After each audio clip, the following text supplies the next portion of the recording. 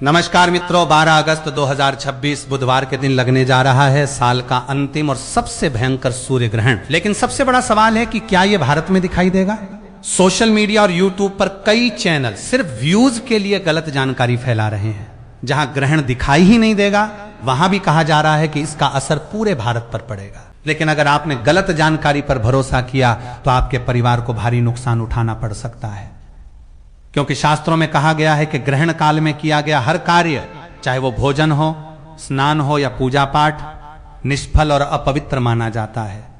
अगर ये ग्रहण भारत में दिखाई देगा तो इसका सूतक काल कई घंटे पहले ही शुरू हो जाएगा। गर्भवती महिलाओं को विशेष रूप से सावधान रहना चाहिए, क्योंकि प्राचीन ग्रंथों में बताया गया है कि सूर्य ग्रहण के समय बरती गई लापरवाही गर्भस्थ शिशु पर घातक प्रभाव डाल सकती है। यहां तक कि पुराने ज्योतिषाचार्य भी कहते हैं कि ग्रहण के समय आंखों से आकाश को देखना अनिष्टकारी हो सकता है। और याद रखिए, ग्रहण का असर सिर्फ उसी स्थान तक सीमित नहीं होता जहां वो दिखाई देता है, इसका अदृश्य प्रभाव पूरी पृथ्वी पर फैलता है। जो लोग सावधानियां नहीं बरतते उनकी कुंडली और भाग्य पर भारी संकट आ सकता है। अब सवाल यह है कि 12 अगस्त का यह आखिरी सूर्य ग्रहण भारत में दिखाई देगा या नहीं? अगर दिखाई देगा तो सूतक काल कब से कब तक रहेगा, और अगर नहीं दिखाई देगा तो क्या भारत में सूतक मान्य होगा? इन सभी सवालों के जवाब आपको इसी वीडियो के अंत में मिलेंगे। लेकिन एक आखिरी चेतावनी याद रखिए, अगर आपने इस ग्रहण के दौरान शास्त्रों में बताए नियमों का पालन नहीं किया, अगर आपने सावधानियां नहीं बरती, तो इसका असर सिर्फ आपके आज पर ही नहीं बल्कि आने वाले महीनों तक आपके भाग्य और संतान की सुरक्षा पर भी भारी पड़ सकता है। इन सवालों के जवाब आपको इसी वीडियो के अंत में मिलेंगे। तो दोस्तों, एक सेकंड भी वीडियो को स्किप मत कीजिए, क्योंकि यही जानकारी आपके परिवार के लिए बेहद महत्वपूर्ण हो सकती है। याद रखिए, ग्रहण काल में उठाया गया हर छोटा कदम आपकी किस्मत और संतान पर असर डाल सकता है। और यहां इस चैनल पर हम आपको देते हैं सिर्फ सही, सटीक और प्रमाणिक जानकारी। जब चंद्रमा सूर्य और पृथ्वी के बीच से गुजरता है तब सूर्य ग्रहण लगता है। धार्मिक शास्त्रों में ग्रहण की घटना को अशुभ माना गया है। सूर्य ग्रहण मुख्य रूप से 3 प्रकार के होते हैं: पूर्ण सूर्य ग्रहण, आंशिक सूर्य ग्रहण और वलयाकार सूर्य ग्रहण। पूर्ण सूर्य ग्रहण हर साल में केवल एक बार ही लगता है। पूर्ण सूर्य ग्रहण के दौरान सूर्य, चंद्रमा और पृथ्वी एक सीधी रेखा में आ जाते हैं। वहीं आंशिक सूर्य ग्रहण में चंद्रमा की परछाई सूर्य के पूरे हिस्से को नहीं ढकती। इस ग्रहण में पृथ्वी का केवल एक ही हिस्सा ढकता है। इस ग्रहण में चांद पृथ्वी के एक हिस्से को पूरी तरह से ढकता है। वहीं वलयाकार सूर्य ग्रहण के दौरान सूर्य रिंग ऑफ फायर की तरह दिखाई देने लगता है और सूर्य आकार में भी छोटा नजर आता है। इस ग्रहण में चंद्रमा पृथ्वी से काफी दूर होता है, जिसके कारण वो सूर्य को पूरी तरह ढक नहीं पाता। लेकिन दोस्तों, अब मैं आपको सबसे पहले बता दूं कि साल 2026 का पहला सूर्य ग्रहण 17 फरवरी 2026 को लगा था, और अब साल का दूसरा और अंतिम सूर्य ग्रहण 12 अगस्त 2026 को लगने जा रहा है। यह सूर्य ग्रहण कई मायनों में बेहद खास रहने वाला है। तो ऐसे में इस दिन हमें क्या करना है, ग्रहण के प्रभाव से हमें कैसे बचना है, साथ ही आज मैं आप सभी को बताऊंगा कि सूर्य ग्रहण के समय गर्भवती महिलाओं को कौन कौन सी सावधानियां जरूर बरतनी चाहिए, क्योंकि इस दौरान उन्हें क्या करना है और क्या नहीं करना है। साथ ही उन्हें कौन से ऐसे उपाय जरूर करने चाहिए ताकि उनके होने वाले शिशु पर इस सूर्य ग्रहण का प्रभाव बिल्कुल भी न पड़ पाए। क्योंकि जैसा कि मैंने आप सभी को बताया कि 2026 में 2 बड़े सूर्य ग्रहण पड़ने वाले हैं। ऐसे में आपको अपने आप को और आने वाले शिशु को सुरक्षित रखने के लिए विशेष सावधानियां रखनी होंगी। चाहे यह ग्रहण भारत में दिखाई दे या ना दे, लेकिन ग्रहण को लेकर धार्मिक मान्यताओं में कई तरह की सावधानियां बताई गई हैं। तो दोस्तों, आप सभी को इस वीडियो के माध्यम से साल 2026 के दूसरे और अंतिम सूर्य ग्रहण की संपूर्ण जानकारी मिलेगी, और साथ ही हम आपको बताएंगे कि यह ग्रहण भारत में दिखाई देगा या नहीं, प्रमाण के साथ, जिससे आपको कोई गलत जानकारी ना दे पाए। तो इस वीडियो को लाइक करके, चैनल को सब्सक्राइब करके पास वाला बेल आइकन जरूर प्रेस कीजिएगा। मेरा आपसे निवेदन है कि इस वीडियो को लास्ट तक जरूर देखिएगा। अपने हर एक काम को साइड में रखकर इस वीडियो को बड़े ही ध्यान से देखने के बाद आप सभी इसे ज्यादा से ज्यादा अपने पड़ोसी और रिश्तेदारों के साथ शेयर करना भी बिल्कुल मत भूलिएगा। दोस्तों, साल 2026 का अंतिम सूर्य ग्रहण 12 अगस्त 2026 को लगने जा रहा है। 12 अगस्त 2026 को यह सूर्य ग्रहण लगने वाला है। यह पूर्ण सूर्य ग्रहण होगा। यानी इस दौरान चंद्रमा सूर्य को पूरी तरह ढक देगा। हालांकि यह पूर्ण सूर्य ग्रहण भारत में दिखाई नहीं देगा। यह ग्रहण ग्रीनलैंड, आइसलैंड, उत्तरी रूस, स्पेन और पुर्तगाल के कुछ हिस्सों में पूर्ण रूप से दिखाई देगा, जबकि यूरोप, अफ्रीका और उत्तरी अमेरिका के कई हिस्सों में आंशिक ग्रहण दिखाई देगा। 12 अगस्त 2026 का दिन ज्योतिष और खगोल दोनों ही दृष्टि से खास रहने वाला है। इस दौरान ग्रहों की स्थिति को लेकर भी ज्योतिष में कई तरह की मान्यताएं हैं और राशियों पर इसके प्रभाव की चर्चा की जाती है। इसीलिए जिन जातकों की राशि और नक्षत्र को ज्योतिषीय दृष्टि से ग्रहण से जोड़कर देखा जाता है, उन्हें विशेष सावधानी रखने की सलाह दी जाती है। सूर्य ग्रहण के समय सूर्य के मंत्रों का जाप करने से धार्मिक मान्यताओं के अनुसार लाभ प्राप्त हो सकता है। और बात करें इस सूर्य ग्रहण के समय की, तो दोस्तों भारतीय समय के अनुसार 12 अगस्त 2026 को सूर्य ग्रहण की शुरुआत रात करीब 9:04 पर होगी और इसका मध्य समय रात करीब 11:15 पर रहेगा। वहीं ग्रहण की समाप्ति 13 अगस्त की रात करीब 1:27 पर होगी। यानी भारतीय समय के अनुसार यह खगोलीय घटना लगभग 4 घंटे 23 मिनट तक चलेगी। हालांकि भारत में यह ग्रहण दिखाई नहीं देगा। अब सबसे बड़ा सवाल है कि भारत में दिखाई नहीं देने के कारण क्या इसका सूतक काल मान्य होगा? तो मित्रों, इसका सूतक भी भारत में मान्य नहीं होगा, लेकिन अगर फिर भी आप ज्योतिष और वास्तु में विश्वास रखते हैं तो आप थोड़ा बहुत परहेज कर सकते हैं। मैं आपको वो सावधानियां बता देता हूं। अब बात करते हैं गर्भवती महिलाओं की, जिन्हें ग्रहण के समय विशेष सावधानी रखने की सलाह दी जाती है। धार्मिक मान्यताओं में कहा जाता है कि सूर्य पूरे ब्रह्मांड के लिए एक ही है और सूर्य ग्रहण के समय सूर्य की स्थिति को पीड़ित अवस्था से जोड़कर देखा जाता है। ऐसी मान्यता है कि इस दौरान सूर्य की शक्ति कमजोर होती है और इसका प्रभाव शुभ नहीं माना जाता। इसलिए ग्रहण काल में शुभ कार्यों को करने से बचने की बात कही गई है और विशेष रूप से गर्भवती महिलाओं को सावधानी बरतने की सलाह दी जाती है। मान्यता के अनुसार सूर्य ग्रहण का प्रभाव गर्भ में पल रहे शिशु पर भी पड़ सकता है। इसी वजह से ग्रहण के दौरान गर्भवती महिलाओं को घर से बाहर न निकलने की सलाह दी जाती है। जरूरी काम होने पर भी इस समय बाहर जाने से बचना चाहिए।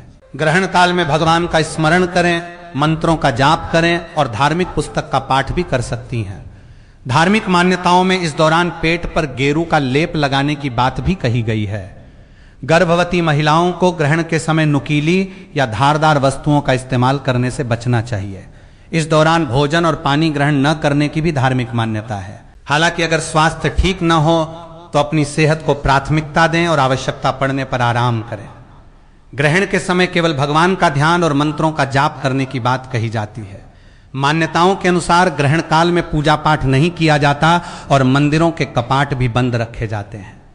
गर्भवती महिलाओं को इस दौरान सीधे सूर्य की ओर देखने से भी बचना चाहिए। किसी तरह का मानसिक तनाव नहीं लेना चाहिए और झुककर काम करने से भी बचना चाहिए।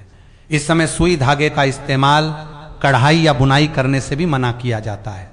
कुछ धार्मिक मान्यताओं में यह भी कहा गया है कि ग्रहण के दौरान गर्भवती महिलाओं को धातु से बनी वस्तुओं का इस्तेमाल नहीं करना चाहिए और न ही उन्हें शरीर पर धारण करना चाहिए। ग्रहण समाप्त होने के बाद स्नान करना और घर में गंगा जल का छिड़काव करना शुभ माना जाता है।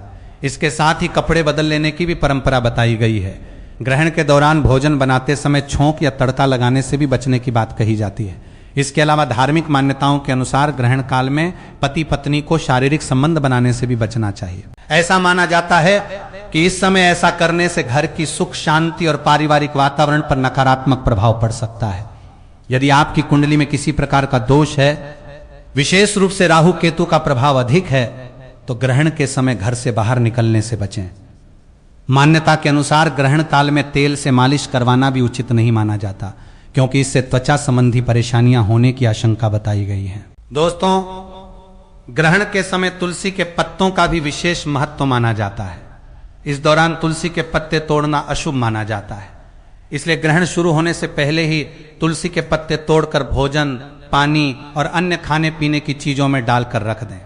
कोशिश करें कि ग्रहण के दौरान रखा हुआ भोजन ग्रहण समाप्त होने के बाद इस्तेमाल न करें और उसे बाहर कर दें। अगर किसी कारण से उसे फेंकना संभव न हो तो उसमें तुलसी दल या कुशा डालकर रखा हुआ भोजन ही ग्रहण समाप्त होने के बाद सेवन करने की मान्यता है।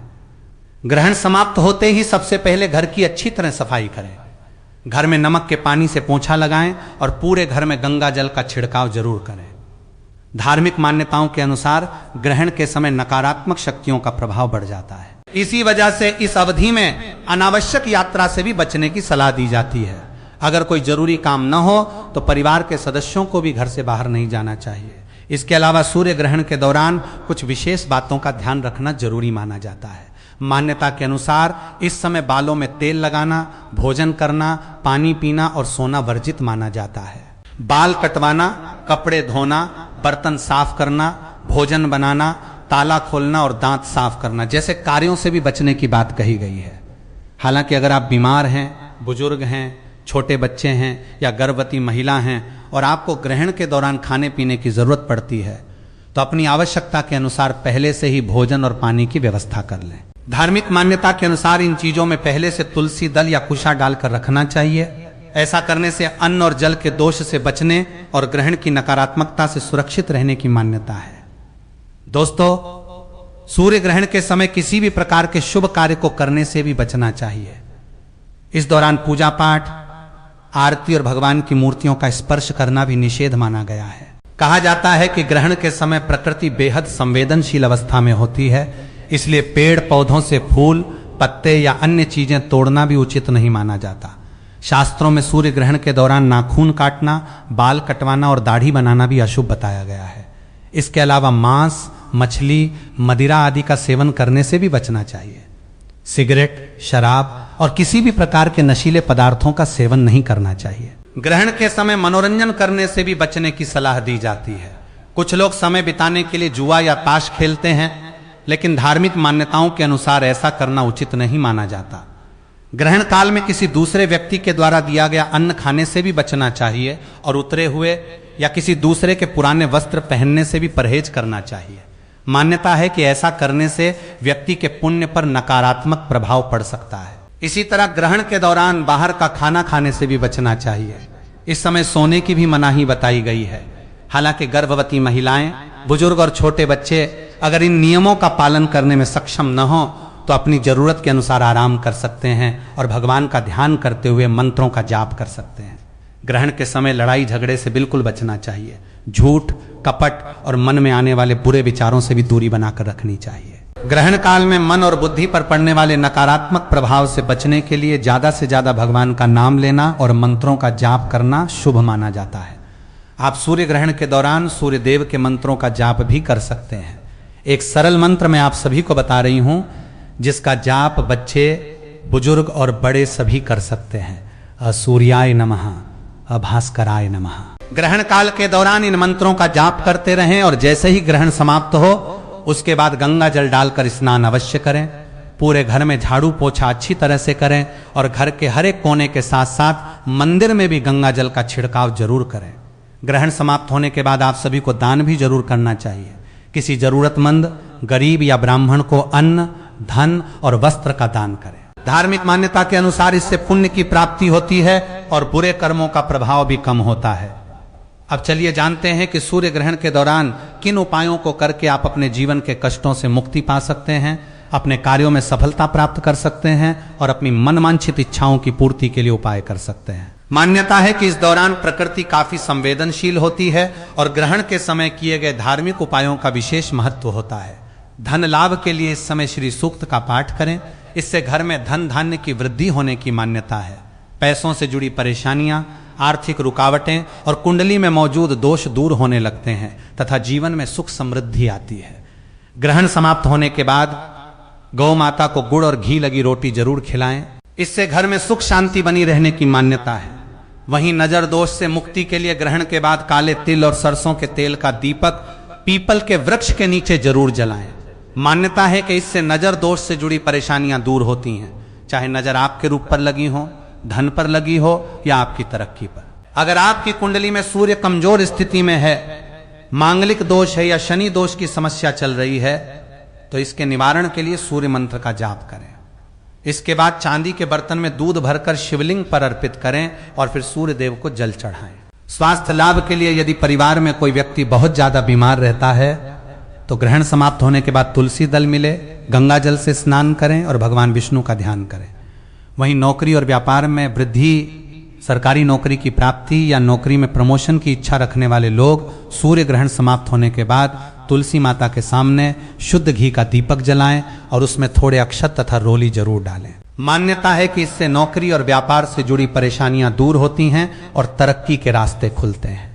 चलिए अब जानते हैं कि 12 अगस्त 2026 का यह सूर्य ग्रहण कहां कहां दिखाई देगा।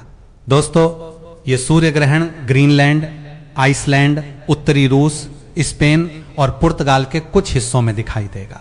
वहीं यूरोप, उत्तरी अमेरिका और अफ्रीका के कई हिस्सों में यह आंशिक रूप से देखा जा सकेगा। हालांकि 12 अगस्त 2026 को लगने वाला यह सूर्य ग्रहण भारत में दिखाई नहीं देगा। भारत के किसी भी शहर से यह ग्रहण दृश्य नहीं होगा। अब जानते हैं इस सूर्य ग्रहण के सूतक काल के बारे में। क्योंकि यह सूर्य ग्रहण भारत में दिखाई नहीं देगा, इसलिए धार्मिक मान्यताओं के अनुसार इसका सूतक काल भी भारत में मान्य नहीं होगा। यानी भारत में रहने वाले लोगों के लिए सूतक के नियम लागू नहीं होंगे। हालांकि यदि आप अपनी धार्मिक मान्यता और श्रद्धा के अनुसार ग्रहण के समय परहेज रखना चाहते हैं तो आप ऐसा कर सकते हैं। वहीं जिन स्थानों पर यह ग्रहण दिखाई देगा वहां स्थानीय धार्मिक मान्यताओं के अनुसार ग्रहण और सूतक से जुड़े नियमों का पालन किया जा सकता है। हालांकि यह सूर्य ग्रहण भारत में दिखाई नहीं देगा, लेकिन ज्योतिषीय मान्यताओं में ग्रहण का प्रभाव हर राशि और कुंडली से जोड़कर देखा जाता है। ज्योतिष के अनुसार सूर्य ग्रहण को महत्वपूर्ण घटना माना जाता है और इस दौरान सूर्य देव की स्थिति को पीड़ित अवस्था से जोड़कर देखा जाता है। तो इस सूर्य ग्रहण का आपकी कुंडली और राशि पर क्या प्रभाव पड़ेगा? अगर आप ये जानना चाहते हैं तो कमेंट सेक्शन में अपना नाम, डेट ऑफ बर्थ और अपनी राशि जरूर लिखें। आपकी राशि के अनुसार सूर्य ग्रहण से जुड़ा जो उपाय बनता होगा वो मैं आप सभी को कमेंट सेक्शन के माध्यम से बता दूं।